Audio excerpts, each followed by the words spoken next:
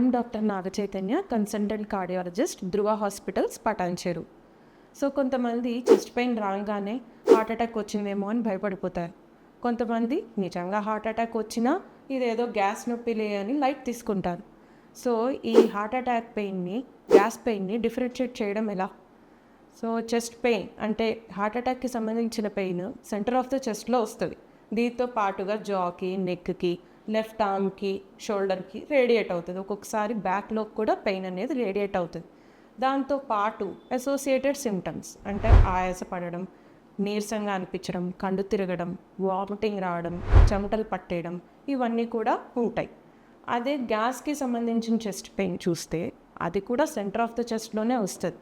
కానీ దాంతో పాటుగా కడుపులో ఇబ్బందిగా అనిపించడము, తేనుపులు రావడం, వామిటింగ్ సెన్సేషన్ ఉంటుంది.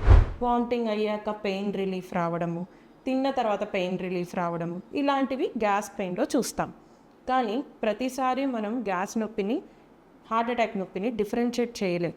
దానికి కొన్ని టెస్ట్లు అంటే ఈసీజీ, 2D ఈకో, ట్రోపోనిన్ అనే బ్లడ్ టెస్ట్ ద్వారా మనం నిర్ధారించవచ్చు ఇది హార్ట్ అటాక్ పెయినా లేకపోతే గ్యాస్ పెయినా అని చెప్పేసి.